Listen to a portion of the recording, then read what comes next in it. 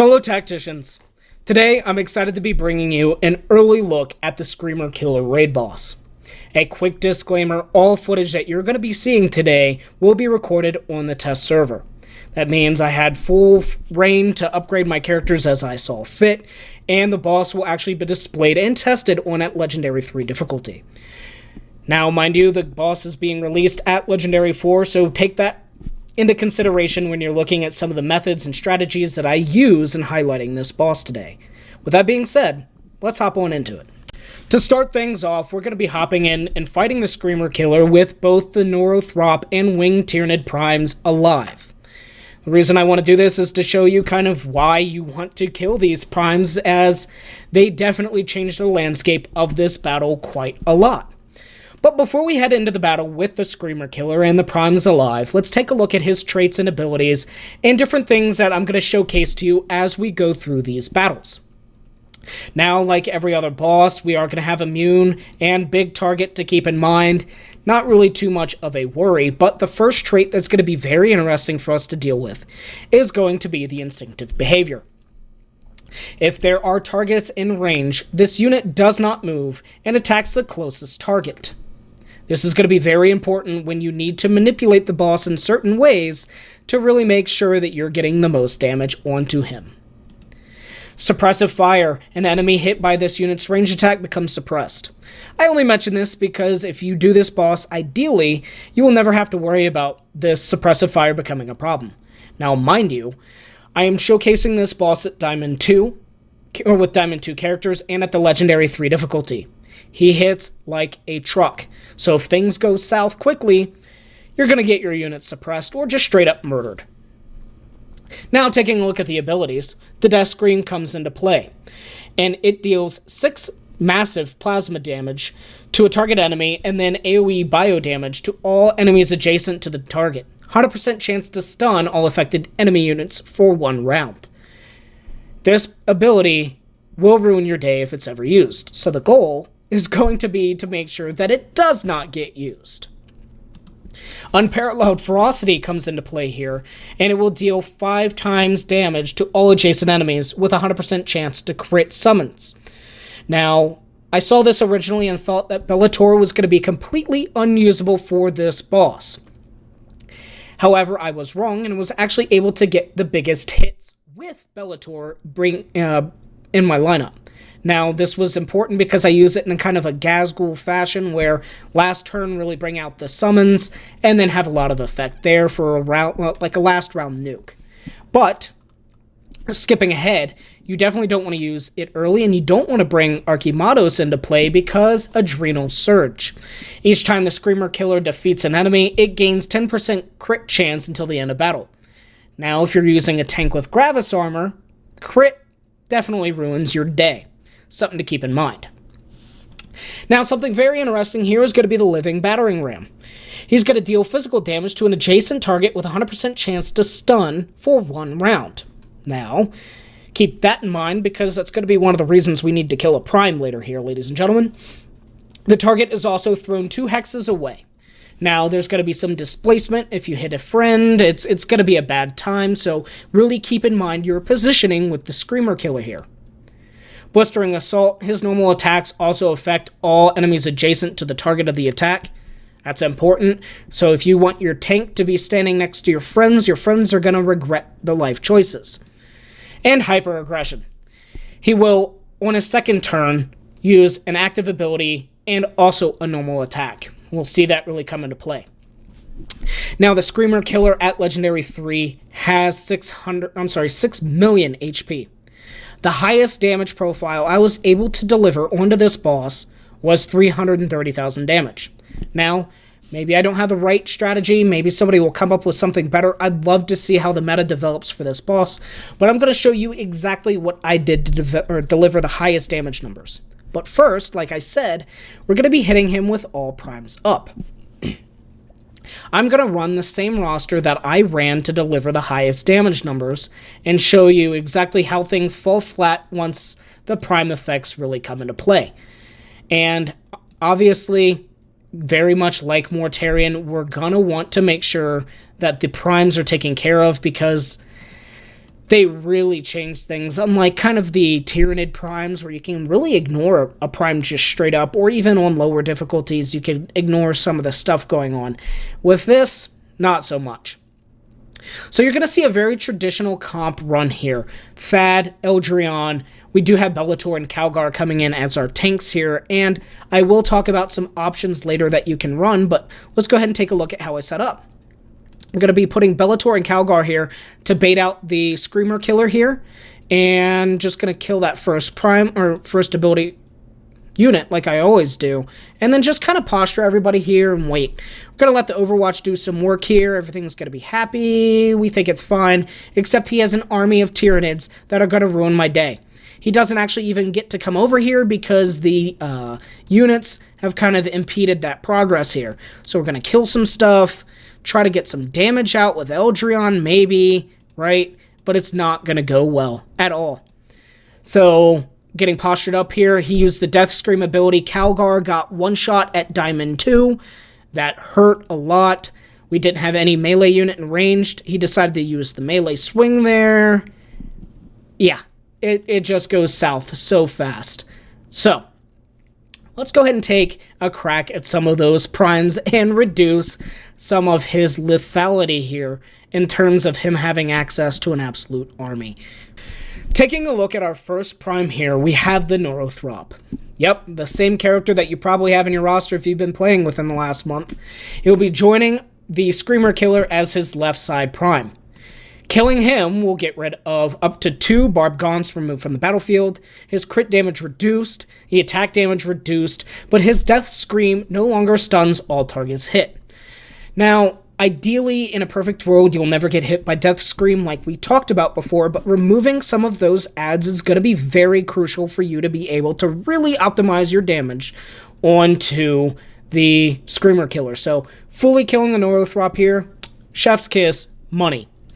So, he has 480,000 health and has some interesting traits and abilities, definitely abilities, that are going to determine the landscape of how you want to be able to tackle this boss and also optimize your damage. Immune coming in here is no surprise, but we do have Synapse. Synapse is going to affect friendly units and kind of mitigate their instinctive behavior traits so they'll act normally. Now, we talked a little bit about this with the Screamer Killer. I'm going to highlight later why that is super important for the Screamer Killer. But flying coming in here for the Neurothrope is going to be very important for you to consider. It's because locking him down is going to be very hard. And that's going to really matter later because his damage is absolutely menacing and the map is not very forgiving, at least the one that we have here. He is a Psyker. This is also going to be very important because anti-Psyker teams are going to be very strong here. Hopefully, if you've been doing Tyrannids, hopefully if you've been doing Mortarion, you have strong anti-Psyker units. Raws with a value? Keep going right on up, baby. Shadow in the Warp. Enemy Psykers within 2 hexes deal reduced psychic damage, so yeah, that's okay. But here's one that's really nice. Whenever this unit is adjacent or started the turn adjacent to enemy units, it deals reduced damage.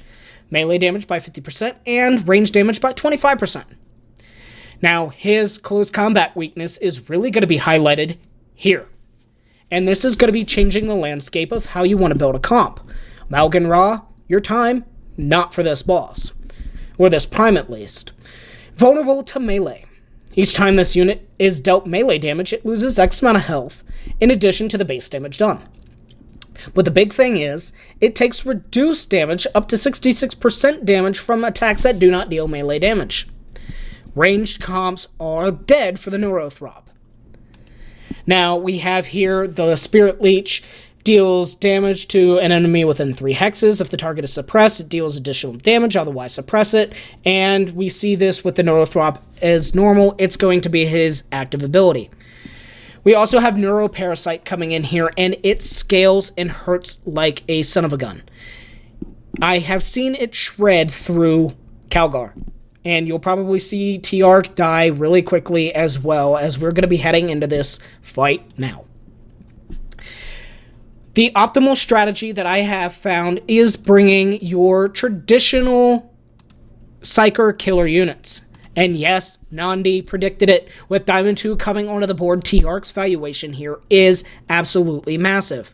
The issue that we do have with him, however, is going to be the fact that he is pretty squishy, and the damage coming out onto him is pretty high. This is the team that I've decided to run. I think it is the most optimal team to bring to the Neurothrope. I understand you probably don't have Helbrecht. You probably don't have Calgar, a lot of you. You probably don't have a strong T-Arc.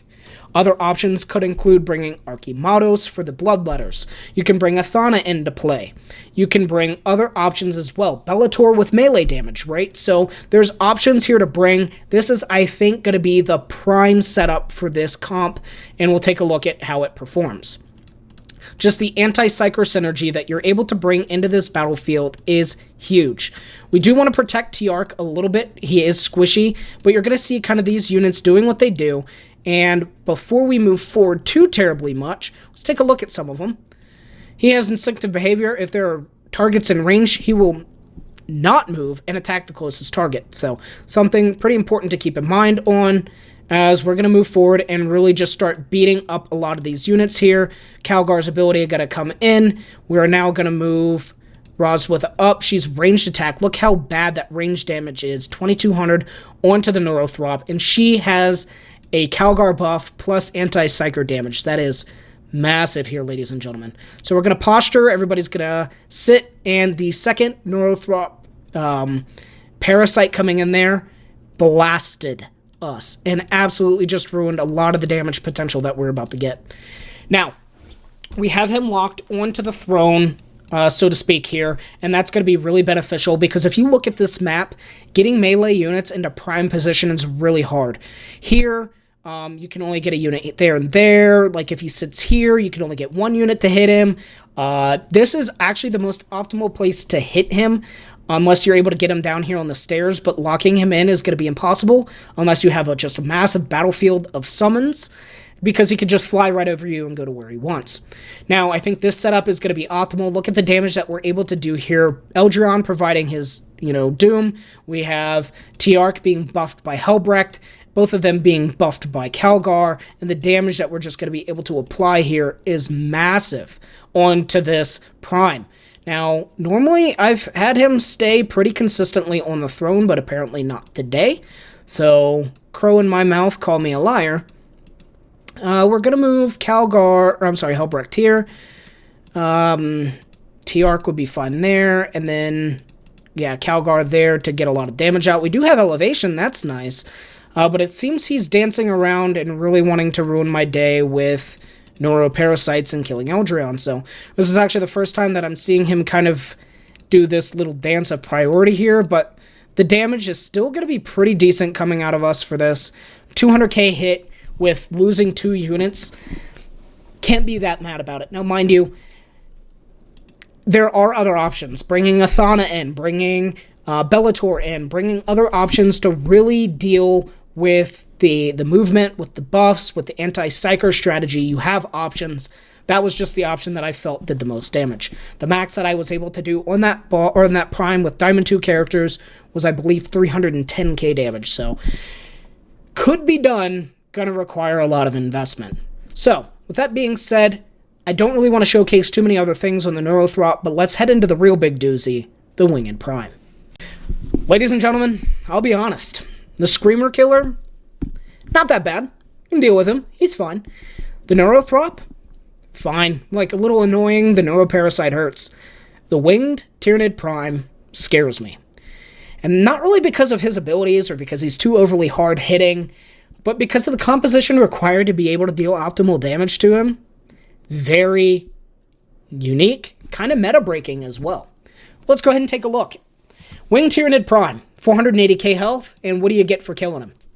3 Hormagaunts removed from the battlefield, armor reduction, living, battering, ram, no longer stuns the target. This is absolutely huge. So huge, ladies and gentlemen. You want, if nothing else, you want to take this trait away from Screamer Killer. Critical damage reduced by 25%, and then 3 more of the adds removed from the battlefield. So you can kind of see you definitely want to be able to kill as many of them as possible. Now, let's take a look at some of the traits and abilities here because they are important. Aggressively slow. We have Immune, Synapse here once again, Flying once again, Final Vengeance, who cares? Alpha Warrior. If the Winged Tyranid Prime has not moved this turn, summon a Tyranid Warrior in a free hex within Synapse range.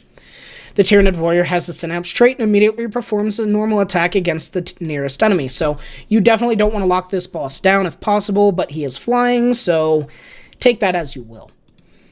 Whenever the Winged Tyranid Prime or another friendly unit performs a normal attack and that enemy survives, summons another Hormigaunt. So, you're going to deal with some friends in this battle. Even if you kill the initial friends, more will come. All that, fine. More adds, whatever, no big deal. Vulnerable to Flame and Blast damage. Each time this unit is dealt flame damage or blast damage, it loses X amount of health in addition to the damage done. Yay! It takes 66% reduced damage from attacks that do not deal this type of damage. So, having a very unique team here to be able to handle the Winged Tyranid Prime is going to be something that's going to be a challenge for not only myself, but a lot of other top-tier guilds and other players trying to tackle this content. But let's go ahead and take a look at how I decided to tackle it and some of the strategies that I ran and some of the options that we're going to be bringing onto the battlefield. So, ladies and gentlemen, I have assembled the roster that I'm going to be using on this account to tackle the Winged Tyranid Prime. Now, some other considerations here that we'll be taking a look at could include Shadow Sun, who has blast damage on her melee attack, but the close combat weakness I felt really didn't deliver you the most kind of happy ability to be able to handle that. All the 1,000 Suns are options as well, like Thalmachus having flame damage. Toth coming in has flame damage as well on his ranged attack. And then also we took a look at, playing around with Pestillion's passive.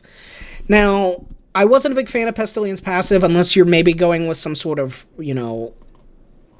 range summon comp-ish, just because the max potential that you would be able to get out would be pretty low, but it's something that I thought was amusing to play around with and something to kind of take a look at and consider.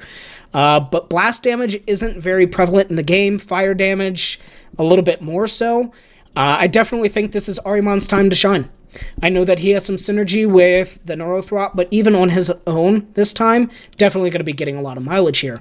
His passive, taking a look at that, Psychic Stalk. Whenever a unit on the battlefield that is on a hex with fire takes flame damage or psychic damage, the damage is increased by 50%. So that means Vindicta is going to have a fun time with Arimon on the battlefield. Vindicta coming in, dealing massive flame damage here is going to be very important. Eldreon doing Eldreon things with Doom, that's kind of a given. Thad Noble here coming in with blast damage on his ranged attacks is going to be very important as well. Now, I know I kind of slammed on Shadow Sun for he has blast damage in the melee, like, cool. Ravos has flame damage in the melee attack, but the Overwatch to deal with all of the summons here on the battlefield, I felt was a lot of value added. So without further ado, let's go ahead and take a look at how to handle this Prime, or how I'm going to try to handle this Prime here in this specific instance. Just going to move everybody up forward a little bit and position them into a pattern that hopefully all of them will go after the shield drones and fall right into Ravos' loving arms. Now the Winged Tyranid Prime is going to go after some of our squishier units and do the attack with a summon here, so exactly what we'd expect. Now, what is beautiful is I didn't have to move my Vindicta here, so we're going to drop the fire damage. I should have moved Eldreon into position first. I'm bad. My apologies. I'm going to go ahead and get a little bit of a hit here with Thad Noble, and then we're also going to move forward with Ravos to get the flame damage. We want to make sure he stays in melee, because the additional damage will eventually outperform his ranged attack, even despite close combat weakness. I'm going to go ahead and use the Doom Bolt for good fun happy times, and Eldreon was left very vulnerable there. That is very scary for us. So we're going to move Eldreon over here. We're going to move Arimon out of the line of fire. We're going to try to kill some of these adds off with Vindicta here and keep, hopefully, her alive. Beautiful. Ravos doing Ravos things. And then, yeah, we're just going to do the hits and do the things. Now, kind of expected that to happen, and we're going to lose a lot of damage for that here, so definitely a feels bad moment, but we're going to keep plugging and chugging and doing what we got to do. Ideally, if you're able to kill things with Ahriman, you want to do that to get the reset on Doombolt here, and yeah, business as usual, get ourselves all set up. Vindicta doesn't have to move. Could have probably tried to kill that guy with Ahriman, but you kind of see the patterns that we're looking at here. But honestly, the damage profile coming out without having access to Eldrion here wasn't the worst. 150k, the max I've been able to hit, I believe, was 280k with this lineup. Now, ladies and gentlemen, there is one more thing that I wanted to highlight on this Prime as an option, and that's going to be Thalmachus here, and kind of show a little bit of what he can kind of bring to the table. In the last fight, you saw Eldrion getting focused a little bit, so I was able to gift Eldrion the shield from Thalmachus. I was able to position things away or around in such a way to safeguard him a little bit, and also there's 2 summons on the battlefield here. 1 summon on the battlefield here.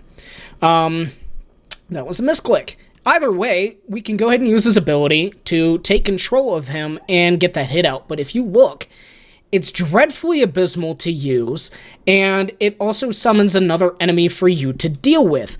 Now, granted, that can kind of work to your benefit with Active Faith here from Vindicta putting people into the Vindicta pressure cooker, and the more people that she kills, the more Active Faith procs she gets, and that's pretty nice. So you can take that as you will here, and getting that survivability onto Eldrion right there was absolutely massive for us. So yes, the damage right there isn't the greatest for Thalmachus coming in. The ability felt very underwhelming, but that survivability coming in there for Eldrion was huge. Now, would you get more benefit out of using, say, potentially a healer, maybe? Potentially, but I don't know any healer that does flame damage, and it looks like the shield is being prioritized intelligently onto your low health carries, which is going to be very important for us here as well. Now, Vindicta just critted and absolutely murdered my team, but you can take that with a grain of salt if you so wish. But I mean, without having Ahriman, the damage coming in here at 130k, not terrible, ladies and gentlemen. So options exist. Okay, ladies and gentlemen, the primes are dead, my tokens are refreshed, and we are once again back here facing down the Screamer Killer. And as you can see, has a lot less friends to fight on the battlefield. Now, we're going to go ahead and run the same exact setup that we ran earlier and get the positions in the same pattern. Now, I need to make sure that these Tyranid warriors die. They have access to Synapse, which you saw multiple times in the primes, and they will change the Screamer Killer's behavior if left alive.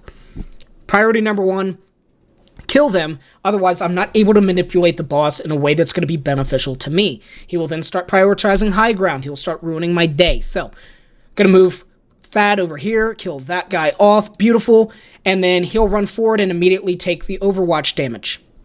Awesome.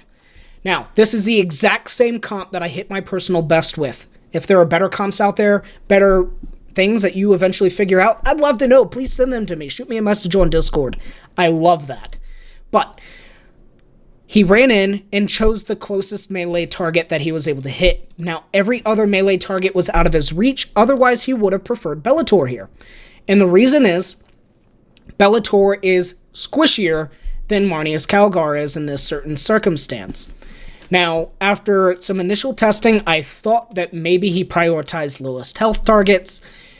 After discussing this with Nandi, he ran some testing of his own and says, hey man, I wasn't seeing the same thing. So I went back in and tested it probably with 45 minutes worth. It seems that he will prioritize the least tanky person. And that is a culmination of both the health and armor traits. So keep that in mind. If you have 2 targets next to the boss, he will always pick target A instead of target B. He'll never change his mind. But target A and target B could vary depending on health, depending on armor. So you are able to game that to your advantage a little bit. So I'm going to move Bellator up here to be the second melee target because Calgar definitely does not want his friends to get hit, so you need 2 melee targets in here to be able to prevent some things from happening. Now, we will be able to keep Malgan raw here the entire time. Eldreon will be able to be happy right there as well, but we're actually going to swap their 2 positions. Eventually, I want to move Thad right here to the high ground. Now, naturally, this is Legendary 3, not Legendary 4. I know I keep harping on that, but the map could be different. What works for this strategy might have to have a completely different look, but the base mechanics will be the same. Now, if you look here, every time that Calgar will get thrown, he'll kind of go diagonally and actually not impact these 2 units, which is pretty beneficial. So get the hits out, everything looking fine, beautiful, big hits, money. He'll shove, attack.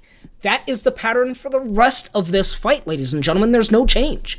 Once you get him into the state that you want, you can keep him here all day long. Move him up, make sure that everybody's getting buffed by Calgar. Beautiful, life is happy. Same pattern repeats. I can even move Eldreon right here to get the Calgar buff. Life is great. Now, what happens if you bring a 3rd melee unit into the fray? Screamer Killer doesn't like that. As soon as there is a 3rd melee unit, he will start to play Beyblade and start spinning on your team, and it will ruin everything that you want to do. Now, let's take a look at it here. Boom, there he goes with the spin attack. So, 2 melee, you're happy. He'll push 1, attack the other. 3 melee, he turns into a spin top and decides to completely ruin your day. Now, the reason I brought Bellator here is very similar to the Gaz fight. We're going to move Bellator away from Calgar. Calgar's going to get his hit in, everything's fine. And then we're going to go for a last turn nuke here and really pump out a lot of damage. Ladies and gentlemen, with me even kind of trolling that Thaddeus movement, that was a 313k hit. One of the best hits that I've gotten on this boss. So this is definitely going to be a solid strategy for you to use. I get it. You might not have Calgar. Don't worry. I'll show you some other options. All right, ladies and gentlemen, let's take a quick look at this combination here. I have 2 targets that are kind of just here for trolling purposes. I think this is really funny. We're going to go ahead and get ourselves into the exact same state that we were in earlier and position everybody here so we can replicate a lot of the same scenario. Now, take a look at what just happened. Screamer Killer came in and decided to use Battering Ram on Ravos. Ravos did not move. And why is that? It's because Ravos has access to Big Target. Due to its size, this unit cannot be displaced. That means, yes, you can solo tank Screamer Killer just fine. Now, funny enough, run some testing, and the best Big Target character that you can use for this is actually going to be Cut Skoden. His damage profile is absolutely massive. Now, mind you, I don't want to have any units next to Cut when he's solo tanking here, and the reason is because the damage that the Screamer Killer will do will actually splash onto your other units. We'll go ahead and take a quick look at that after this turn here, but 7,600 damage per attack, not terrible, and he can't be displaced. Other big targets include Morven Val, include Volk, but not necessarily that tanky, and he's getting clapped. Is at Diamond 2, fully maxed out, and this is only Legendary 3, so something to keep in mind. Now, mind you, Thad didn't take a lot of damage there standing next to Cut, but the damage could add up, and you just don't want to take free damage there. So, yeah, another interesting way that you can handle it without having a 2-tank strategy, and look at that damage.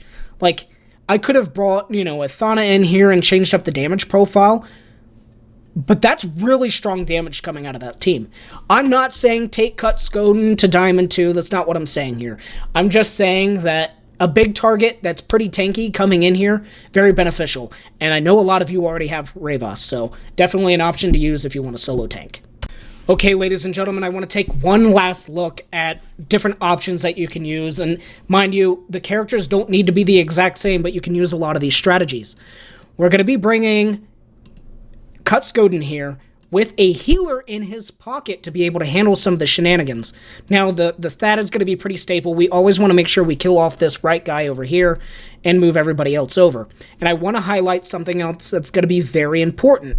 Now, Isabella is able to keep them alive here, and we're also able to start bringing in Thad to kill off this last guy.